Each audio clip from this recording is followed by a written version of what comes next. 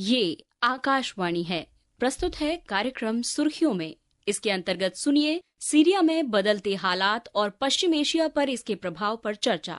इसमें भाग ले रहे हैं पूर्व राजनयिक अनिल कुमार त्रिगुणायत और पत्रकार मानस प्रतिम भूयान। एम्बेसडर ट्रिगोनायत जी, हम आज सुबह देखा विद्रोहियों ने सीरिया को राष्ट्रपति बशर अल असद के शासन से मुक्त घोषित कर दिया। ऐसे सोचना है कि राष्ट्रपति बशर अल असद दमास्कस छोड़ के भाग गए। आप ये घटनाक्रम को कैसे देखते हैं? इस घटनाक्रम को देखने के लिए हमें ये देखना पड़ेगा कि ये बड़ा इतना तेजी के साथ जिस तरह से घटा, उससे कई सारे फैक्टर्स जो हैं उनका एक रोल पता लगता है कि कैसे रजीम फॉल होता है। जैसे हमने देखा, ये कोई नई घटना नहीं है। हमने देखा कि जैसा बांग्लादेश में हुआ, या हमने तालिबान का भी देखा अफगानिस्तान में, तो जो चीज बहुत तेजी के साथ हुई है रजीम फॉल, ये अरब स्प्रिंग का एक तरह कंटिन्यूएशन था यहाँ पे। आपको याद होगा कि 2011 में अमेरिका ने और वेस्टर्न कंट्रीज ने काफी कोशिश की थी कि असाद के रजीम को गिरा दिया जाए। और लिबिया से था, मैं उस वक्त वहीं काम करता था एज एम्बेसडर।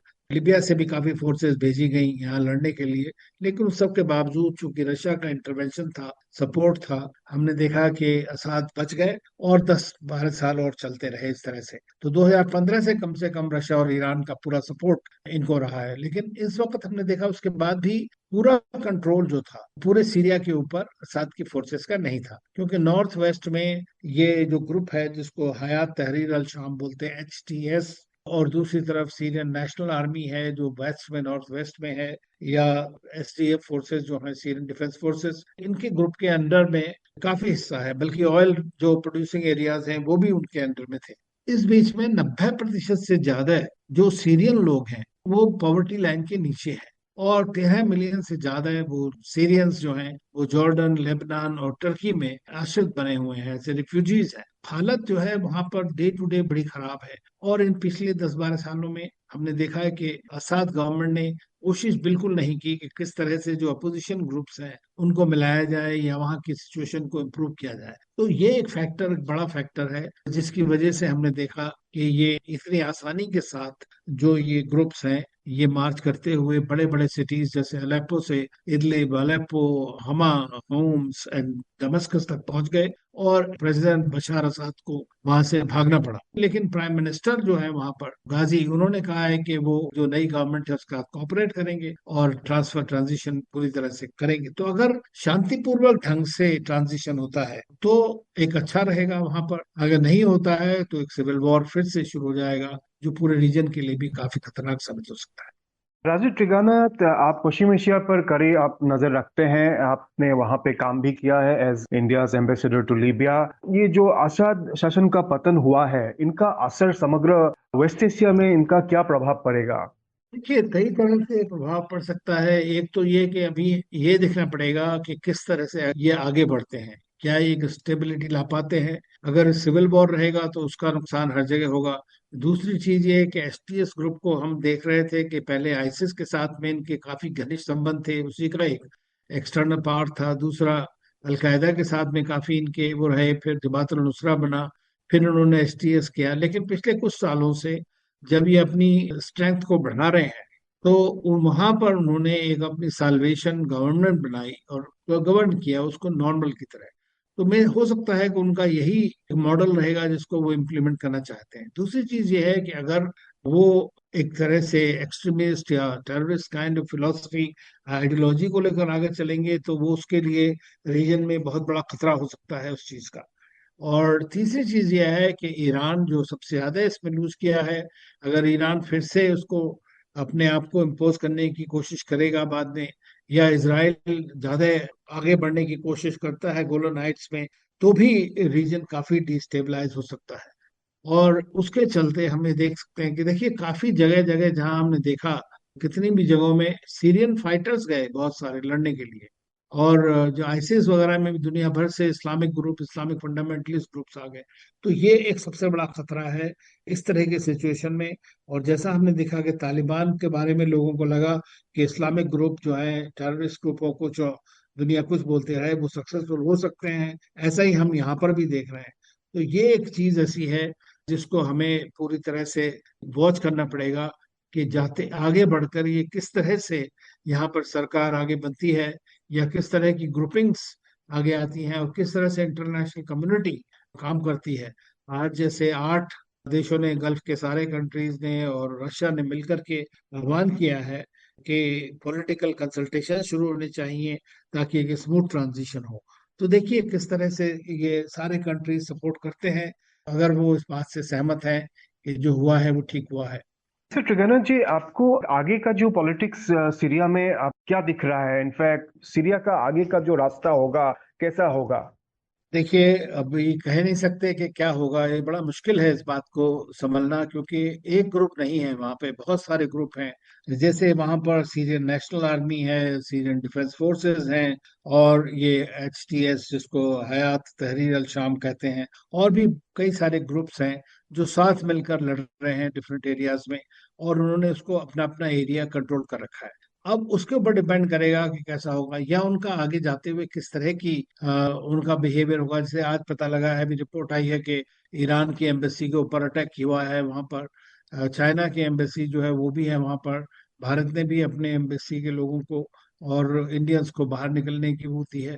तो देखिए ना किस तरह से ये आगे बिहेव करते हैं, उसके ऊपर रहेगा, क्योंकि जब भी इस तरह के ग्रुप्स कंट्रोल करते हैं तो वो पूरी तरह अपने सोल्जर्स को भी कंट्रोल नहीं कर पाते हैं। गवर्नेंस एक सबसे बड़ा इशू होता है।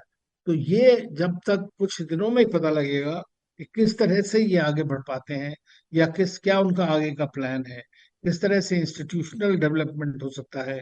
तो उसके ऊपर में वो काफी कुछ डिपेंड करेगा कि कितना इंटरनेशनल कम्युनिटी आगे आती है। और अगर वो बहुत ज्यादा जिहादी किस्म की मेंटेलिटी रखेंगे तो एक तरह से आपको दोबारा खतरा हो सकता है कि वहां पर जो आईसिस का ग्रोथ ऑलरेडी उस एरिया में हुआ है इस बीच में, वो और भी बढ़ सकता है। तो ये वो एक खतरे की बात काफी हो सकती है सारे रीजन के लिए। आज जो दमस्कस में हुआ, जो हम लोगों ने देखा, उससे बड़ा संदेश हम क्या ले सकते हैं? सबसे बड़ा संदेश यह है कि अगर आपकी जो लोग हैं, और या वो सरकार जो है वो लोगों की रिस्पॉन्सिव नहीं है उनकी नीड्स के लिए, उनके एस्पिरेशंस के लिए, उनके पॉलिटिकल एस्पिरेशंस, इकोनॉमिक वेलबीइंग के लिए, तो उस सरकार का कभी भी पतन हो सकता है। तो दूसरी चीज, अगर आप बाहरी ताकतों के बेसिस पे रूल करना चाहते हैं तो ये भी पूरी बहुत दिनों तक संभव नहीं है। ये एक दूसरा मैसेज है। तीसरा मैसेज ये है कि आपके खिलाफत करने वाले को आप कम समझते हैं। मेरे को लगता है कि असाद ने ये सोचा होगा, वो छोटे से एरिया में नॉर्थ वेस्ट में और नॉर्थ ईस्ट में ये लोग कंट्रोल कर रहे हैं तो चलने दो। और उसने कोई कोशिश नहीं की कि किस तरह अपोजिशन ग्रुप्स के साथ बात किया जाए ताकि कुछ कंट्री को आगे डेवलपमेंट किया जाए। तो ये सारी चीजें जो है मैं समझता हूँ रूलर्स के लिए एक बड़ा मैसेज है, क्योंकि जियो पॉलिटिक्स तो चलती रहेगी। आपके दुश्मन, आपके जो कॉम्पिटिटर्स हैं, वो आपके अंडरमाइन करने की कोशिश करेंगे, लेकिन आप किस तरह आगे बढ़ते हैं, मैं समझता हूँ कि ये एक बड़ा मैसेज सबके लिए है। और ये बात हर जगह देखिए, किसी भी मुल्क में आप देखें जहां पर इस तरह की सिचुएशन हुई है, तो उसका हम क्या कर सकते हैं, ये एक बड़ा, मैं समझता हूँ कि उस हर एक लीडर के लिए एक आई ओपनिंग मैसेज है, खास तौर से उन लीडर्स के लिए जो ऑटोक्रेटिक है। और देखा है हमने ये एक तरह से अरब स्प्रिंग में भी इसी तरह से हुआ था, और उसी का एक नमूना आज आपको देखने मिला। एम्बेसडर ट्रिगना जी, क्या असद का जो पतन हुआ है उसके बाद के घटनाक्रम जो अभी हो रहा है, इसका इजराइल गजा युद्ध पर कोई असर पड़ेगा? देखिए, इसराइल जो है वो सीरिया के खिलाफत करता था, जबकि हमने देखा है कि लगातार जो हिजबुल्लाह के जो भी ठिकाने थे या सीरियन ठिकाने हैं, उसके ऊपर चाहे दमस्कस में हो या कहीं पे भी हो, इसराइल कंटिन्यूअसली अटैक करता रहा है वहां पर। दूसरी चीज, इसराइल ने गोलन हाइट्स को 1981 में मिला लिया अपने पास। 1967 में वो वॉर में जीते थे, लेकिन उसके बाद 81 में सो कर लिया। प्रेसिडेंट ट्रम्प पहली बार जब आए थे तब उन्होंने कहा कि गोलन हाइट्स सीरिया का नहीं, ये इसराइल का हिस्सा है। तो अभी भी जो है वो गोलन हाइट्स में उन्होंने अपना बीफ अप किया है। तो अब खबरें ये भी आई हैं कि वो जो बॉर्डर है और जो बफर जोन है उसको उन्होंने ब्रीच कर दिया है उनकी फोर्सेस ने। तो वो भी अपनी थोड़ा और आगे तक का हिस्सा अपने कब्जे में करना चाहते होंगे, ये भी हो सकता है।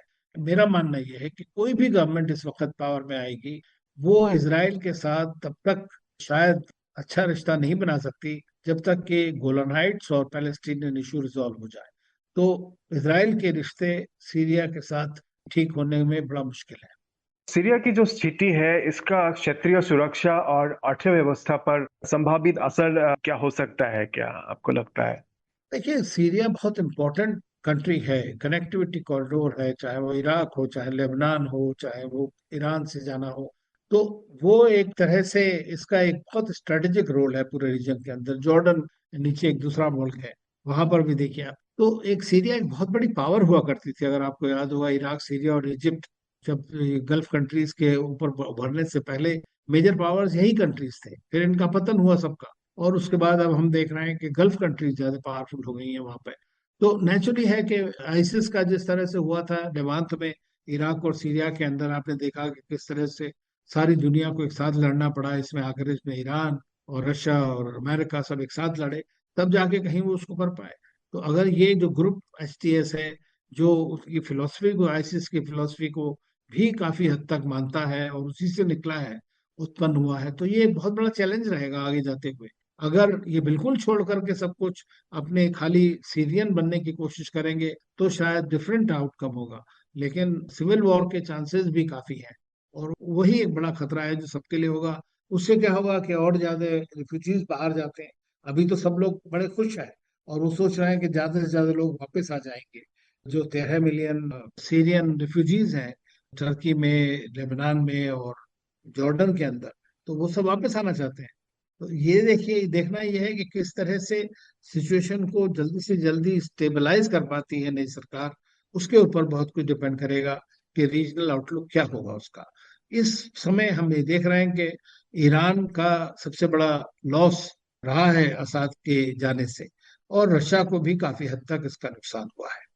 एम्बेसडर ट्रिगैन जी, भारत हमेशा से पश्चिम एशिया में शांति के लिए दबाव डालता रहा, बोलता रहा। सो भारत के नजरिए से आप समग्र स्थिति को आप कैसे देखेंगे? देखिए, भारत हमेशा से ही चाहता रहा है, क्योंकि ये हमारा एक्सटेंडेड नेबरहुड है, कि वहां पर शांति रहे, स्टेबिलिटी रहे, स्थिरता बड़ी आवश्यक है। क्योंकि हमारा खुद का इंटरेस्ट उसमें इन्वॉल्व है, और वो है एनर्जी सिक्योरिटी है, हमारा इकोनॉमिक एंगेजमेंट है, हमारे 10 मिलियन से ज्यादा लोग वहाँ रहते हैं। तो कोई भी एस्केलेशन अगर वहाँ रीजनल होता है और बड़ा उसमें होता है, तो हमारे ऊपर उसका डायरेक्ट इम्पैक्ट होता है। तो भारत हमेशा से ये कोशिश करता रहा। तो इसीलिए सीरिया भले ही सैंक्शंस में रहा हो या बड़ी काफी समस्या रही पीछे, लेकिन भारत ने हमेशा सीरिया को मदद पहुंचाई, सीरियन लोगों के लिए उनकी हेल्प करी। उनरवा के थ्रू हो या सीरियन जो रिफ्यूजीज जॉर्डन में रहते हैं, मैं जब वहां पे था एम्बेसडर, तब हमने असिस्टेंस देना शुरू किया उनको काफी हद तक। तो भारत का बेसिकली नजरिया ये है कि हम सीरियन लोगों की भलाई चाहते हैं, बड़ा वो चाहते हैं। तो कोशिश तो भारत की हमेशा से यही रहती है कि वहां पर शांति और अमन बना रहे। लेकिन बहुत सी चीजें आपके हाथ में नहीं है, जैसा हमने देख लिया कि जिस तरह इसराइल हमास वॉर हो रहा है, इसराइल हिजबुल्लाह का वॉर हुआ, हुतीज ने पूरा जो शिपिंग लेन्स हैं उनको बर्बाद कर दिया। तो अब ये लड़ाई दूसरी सीरिया में इस तरह और बढ़ गई है। तो सीरिया, लेबनान और लीबिया, जॉर्डन से आपका पैलेस्टीनियन इशू, और सूडान, बहुत सी चीजें हाथ में नहीं है, जैसा हमने देख लिया। तो जो चीज बहुत तेजी के साथ हुई है, रजीम फॉल, ये अरब स्प्रिंग का एक तरह कंटिन्यूएशन था यहाँ पे। तो भारत हमेशा से ही चाहता रहा है, क्योंकि ये हमारा एक्सटेंडेड नेबरहुड है, कि वहां पर शांति रहे, स्टेबिलिटी रहे। एम्बेसडर ट्रिगैन, हमने दमास्कस में अप्रत्याशित घटनाक्रम को देखा। सीरिया के आगे क्या राह है, ये जो स्थिति क्या उभर के आ सकती है, ये अभी स्पष्ट नहीं है। फिर भी सीरिया में उभरती स्थिति पर विस्तृत परिप्रेक्ष्य के लिए आपका बहुत बहुत धन्यवाद। Thank you. अभी आप सुन रहे थे सीरिया में बदलते हालात और पश्चिम एशिया पर इसके प्रभाव पर चर्चा।